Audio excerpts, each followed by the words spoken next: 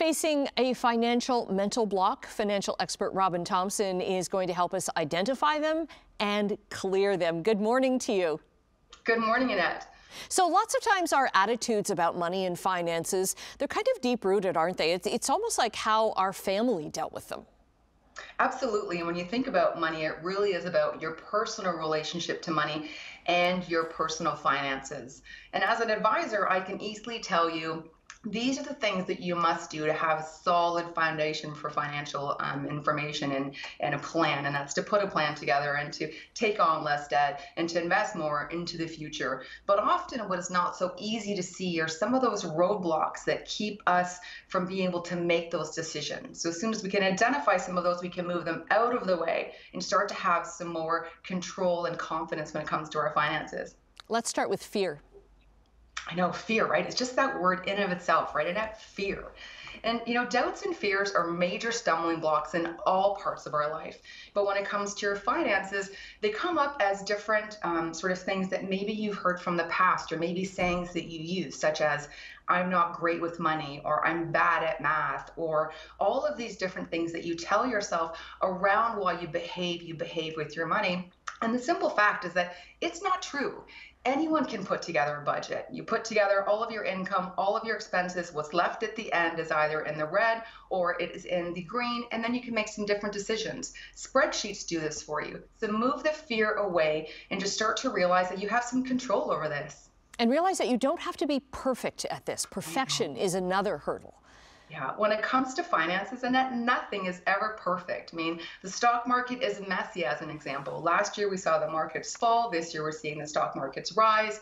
It's not about being perfect with your portfolio and your investments, but it's about making steps that move you down the path forward.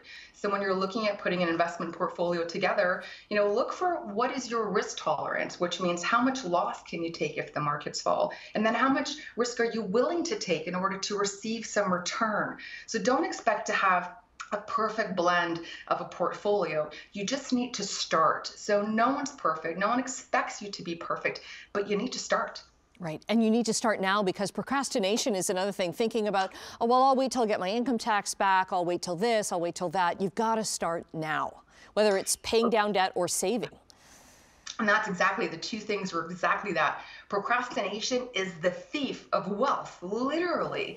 If you think about that and you're putting off the effort to tackle your debt, what's happening, especially even if you're looking at high interest credit cards and you're only making the minimum payment, that interest is then going to carry over that you haven't paid off to the next month, and it's going to compound. So now you're paying interest on interest, and that debt could just spiral out of control, and it could take you a long time to get back to a good financial footing.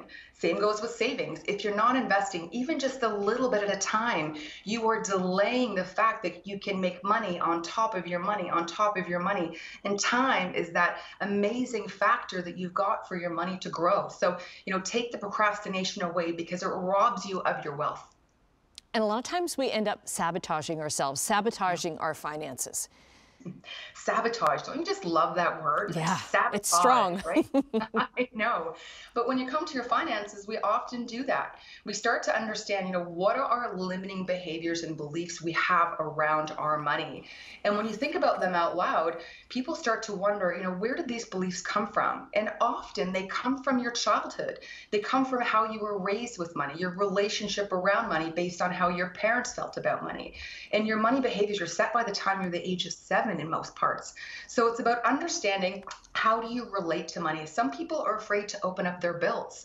Some people that receive money are so afraid of having it, they spend it as soon as they get it.